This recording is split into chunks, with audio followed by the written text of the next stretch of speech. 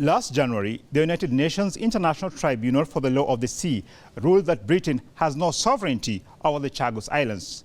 The Mauritius Prime Minister has slammed Britain for refusing to return control of these islands to his country. The UK continues to ignore the International Court of Justice as well as its obligations under international law by maintaining its unlawful occupation of the Chagos archipelago. Hello and a warm welcome to this week's edition of Africa Today, which is focusing on Britain's dismissal of a United Nations court decision that demanded it stops colonizing the Chagos Islands in the Indian Ocean. We are asking, what's the reason behind Britain's arrogance and refusal to vacate Chagos Islands? In the second segment of our program, we are analyzing the upsurge in attacks and kidnappings by the Boko Haram terrorist group in Nigeria. We are asking, why has the Nigerian government failed to defeat this terror group? Join us for an incisive analysis on these two issues with our experts. And don't forget to send your comments as you watch our show today.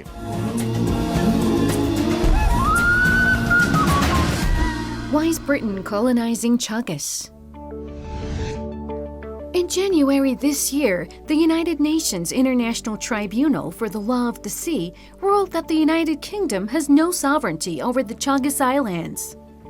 These strategically located Indian Ocean islands also include Diego Garcia, home to a major U.S. military base.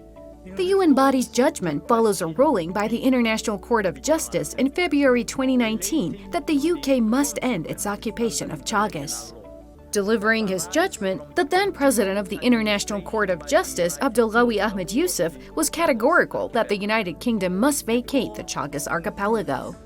That the United Kingdom has an obligation to bring to an end its administration of the Chagos archipelago as rapidly as possible, and that all member states must cooperate with the United Nations to complete the decolonization of Mauritius. The 73rd session of UN General Assembly in May 2019 also overwhelmingly supported the ruling by the ICJ on Chagos archipelago and the complete decolonization of Mauritius. On draft resolution A/73/L84 revision 1 entitled Advisory Opinion of the International Court of Justice on the legal consequences of the separation of the Chagos archipelago from Mauritius in 1965. Will all delegations confirm that the votes are accurately reflected on the screen? The United Kingdom has arrogantly rejected decisions by all the three international bodies. Despite London's belligerence, the people of Chagos are unrelenting in their quest for justice. Now, in this regard, charges have been filed in the International Criminal Court against the British military representative at Diego Garcia over allegations of apartheid against Chagosians. Jonathan Levy, the lawyer for those forcibly removed from the archipelago, has demanded that the culprits be arrested and brought to trial in The Hague. Now, to discuss more on Britain's continued colonization of Chagos, we have contacted Dr. Levy, who is also a professor of international law at Norwich University. Thanks a lot for your time, Dr. Levy. Thank you. My pleasure. Dr. Levy, now representing the indigenous Chagosians, you have filed a lawsuit against the US and the UK in the International Criminal Court. Now, please briefly elaborate about that case. Yes, I'm representing the Chagosian people in both damage claims and an action before the International Criminal Court, where we're asking the International Criminal Court to investigate apartheid against the Chagosian Islanders by Great Britain. And the reason for that is the Chagosians were unlawfully and forcefully deported from their homeland by Great Britain, and laws put into effect that stripped them of their citizenship, of their property rights, and any right to return to the Chagos Islands. No other subject people have been treated that way by Great Britain, and we feel it's solely because these are an African people, and there's racist motives that have been reflected in the actions of Great Britain all along. Now, thanks a lot for that, Dr. Levy, and stay tuned for more. Britain, with its trademark imperial arrogance, once again dismissed a United Nations court decision that it has no entitlement to the Chagos Islands. A spokesperson for the British Foreign Office said Mauritius has never held sovereignty over the Chagos, and the UK does not recognize its claim. Britain has arrogantly rejected the ruling by the UN tribunal that basically demands that it ends the colonization of Chagos Islands. Now, what's your take on this rejection? Yes, Britain is rejecting the rule of international law. Britain is rejecting the findings of the UN General Assembly, the African Union, and of two UN courts, the International Court of Justice and the International Tribunal of the Law of the Sea. So we have Britain acting in this fashion solely because of its military relationship with the United States. In essence, Britain is saying it will not respect international law because it has the backing of the United States. Well, there you have it. Britain is acting with impunity because the US backs its actions. So, Mr. Levy, what happens next after Britain's rejection of the ruling by the UN tribunal, and how will Mauritius continue to pursue its rightful sovereignty over the Chagos Islands? Overwhelmingly, the UN General Assembly and international organizations have recognized Mauritius as the sovereign over the Chagos Islands. But the United States and United Kingdom have made it clear that any attempts by Mauritius to physically claim its territory will be met by military force and will be repulsed. So the Mauritians cannot enter the territorial waters, for example, of the Chagos Islands, even though that is their territory. Mauritius, therefore, must use other methods since it can't militarily compete with the United States or United Kingdom. For example, Mauritius could and should make a referral to the International Criminal Court regarding the apartheid exclusion of the Chagosians from their homes. Mauritius could also assert sovereignty by assigning commercial and property rights to the Chagos Islands, to the Chagosians and others who might be willing to act privately. And finally, Mauritius and like-minded countries should recognize Argentinian claims to the Falkland Islands in retaliation for this bully behavior by the United Kingdom. Nearly 2,000 indigenous inhabitants of the colonized Chagos archipelago were forcibly evicted in the early 1970s so that the largest island, Diego Garcia, could be leased to the U.S. to use as an airbase. The people of Chagos have never been allowed to return home. Olivier Bancolt, the leader of the Chagos refugee camp, who now lives in Mauritius, explains here on their struggles. On a essayé de négocier avec les Anglais, mais ils n'ont rien entendu. Et c'est pour cette raison que depuis 1997, on a entrepris des actions légales contre le gouvernement britannique. Et on a connu la victoire, on a connu les défaites, mais on est aussi jamais découragé parce qu'on sait que notre cause, c'est un cause juste. Ce que nous demandons, c'est notre dignité, c'est notre droit fondamental. What is the situation of the indigenous inhabitants of Chagos who were forced to vacate their land to give way to a massive U.S. military base in Diego Garcia? The situation of my clients, the Chagosians, is not a good one and hasn't been for decades. In fact, some of them are still stateless people because of the actions of Great Britain in deporting them. They are badly in need of aid.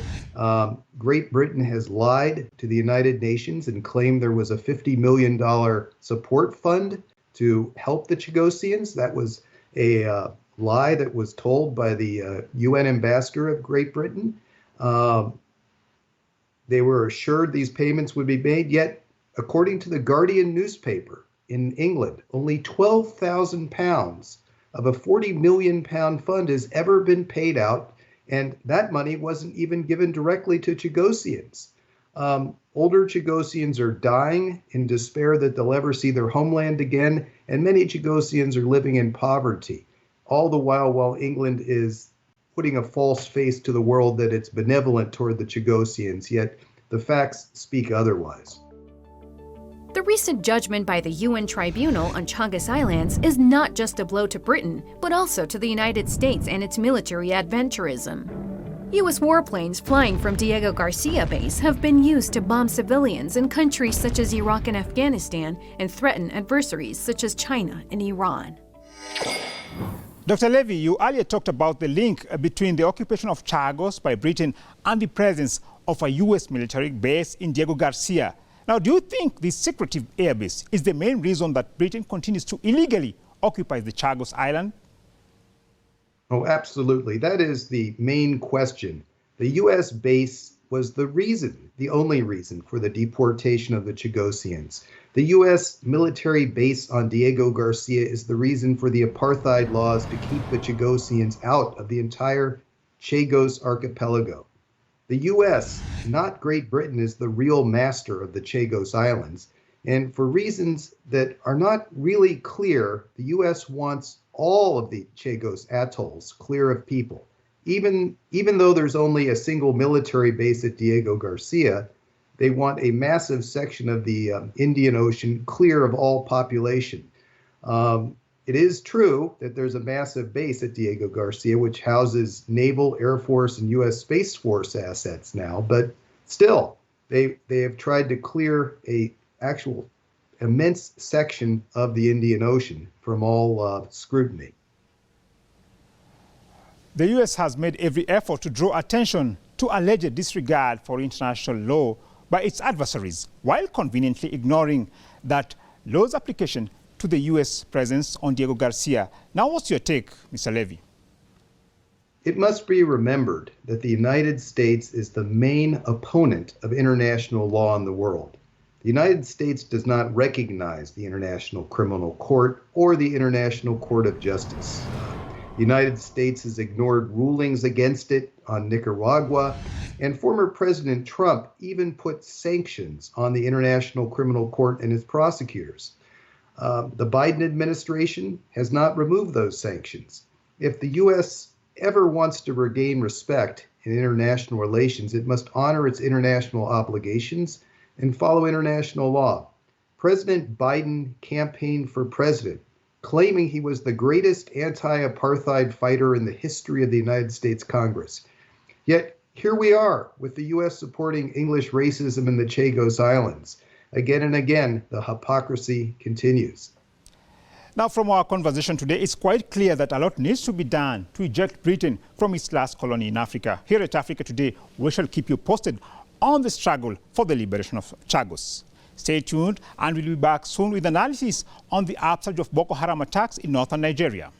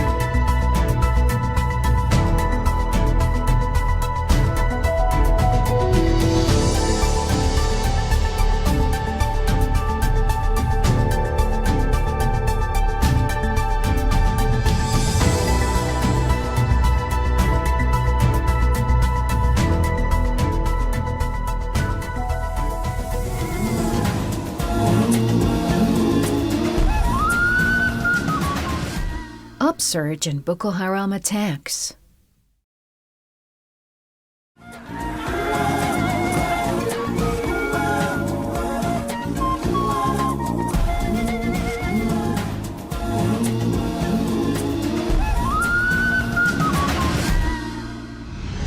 The Boko Haram terrorist group has increased its deadly attacks and kidnappings in Nigeria.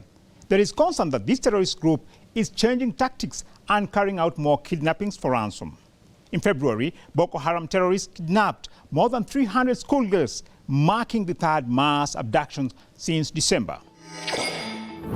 The general security situation is taking a turn for the worse amid reports that in the first 6 weeks of 2021, at least 1,525 Nigerians were killed across the country.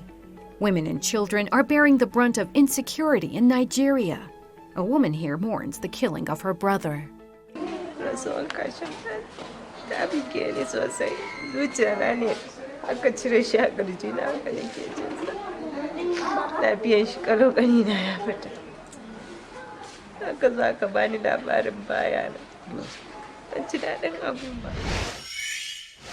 For more analysis on the security situation in Nigeria, especially the spike in Boko Haram attacks, we have contacted Dr. Mojuba Olu Okome, a professor of political science at Brooklyn College of City University of New York. Thanks a lot for your time, madam. My pleasure. Dr. Okome, can we say that the recent increase in attacks by Boko Haram is a pointer that this Takfiri terrorist group is still strong despite claims by the government that it's technically defeated?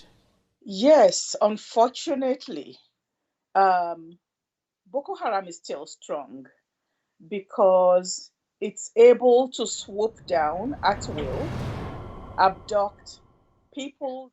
So the scope of its activities is spreading. It was in the northeast, and now we are having more action in the northwest. Thanks, Dr. Okome. Now you have said there that Boko Haram attacks are spreading far and wide. Now, why has the Nigerian government failed to defeat this terrorist group despite having one of the strongest armies in Africa?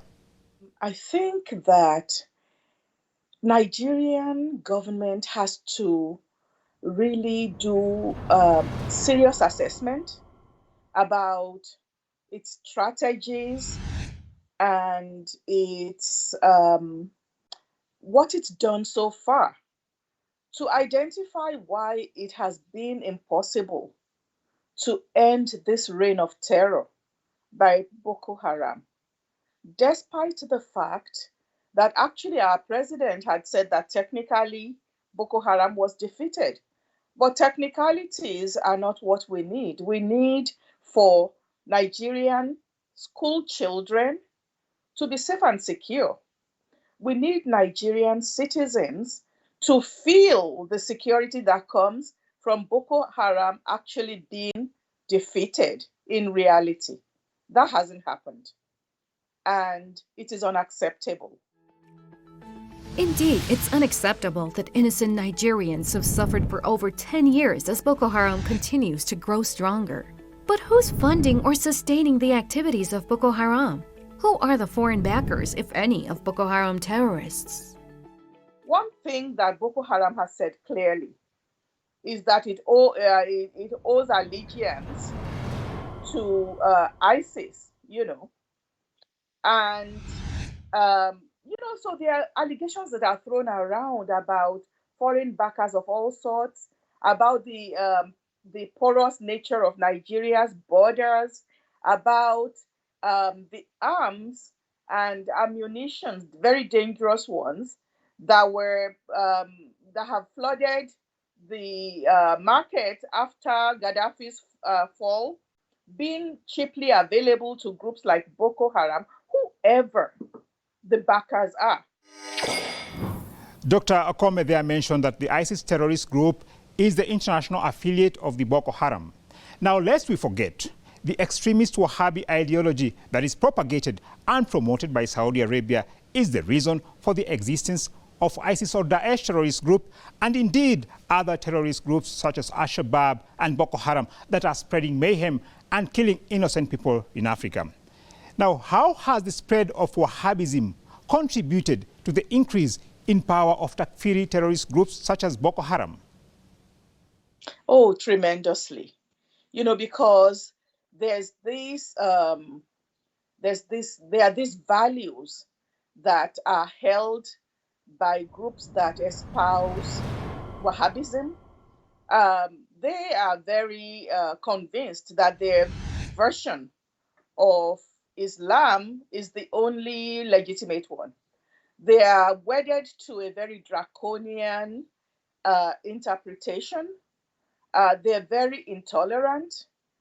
Frankly, they are not accepted by many Muslims as legitimate in their take about what to do in society as Muslims, what to do as Muslims who are obedient to the will of Allah, and how to relate to fellow Muslims and other non-Muslim religious communities and even secular communities.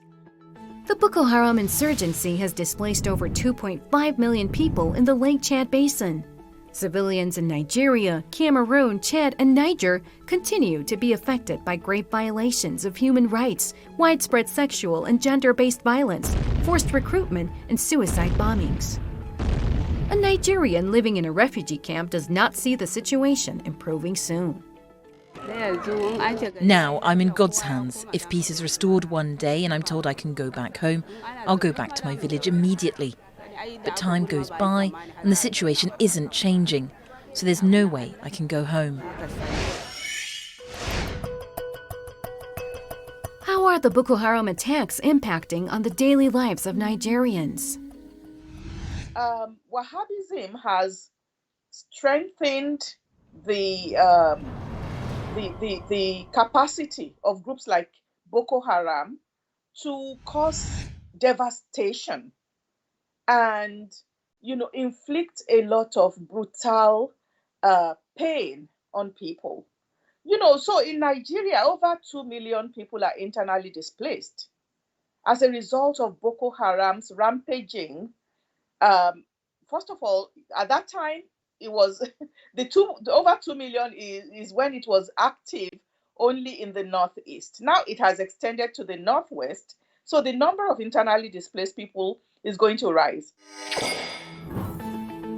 The unrest has become a political problem for President Muhammadu Buhari, who has faced mounting criticism in recent months over high-profile attacks by Boko Haram terrorists and bandits. During his New Year's speech, Buhari admitted that Boko Haram attacks have thwarted his government efforts to eradicate poverty. In parts of the country where chronic poverty, social exclusion, and disillusionment among sections of the youth were already a problem, the circles of violence that have been unleashed by mindless groups like Boko Haram and others have thwarted the efforts of government to undertake the social policy and associated investments that could make a huge difference in the quality of life of our citizens. Now, Dr. Akome, as we wind up, can you tell us what will it take to defeat Boko Haram terrorists? Efforts need to be made to build peace based on psychological, social, economic, and military strategies.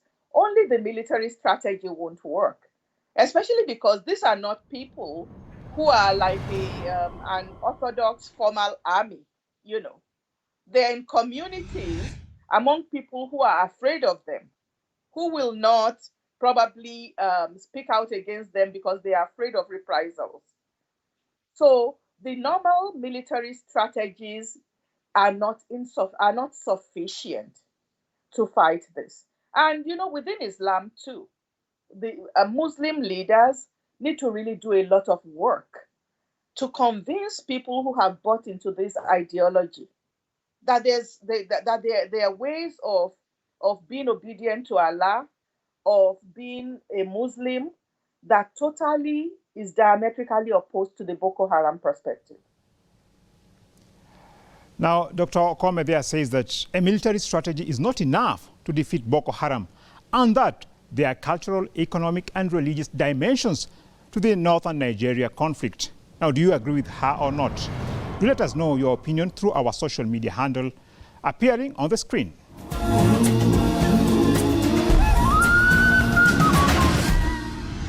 Well, that's it for this edition of Africa Today. On behalf of the entire Africa Today team, I'd like to thank you all for watching. Take care and goodbye for now.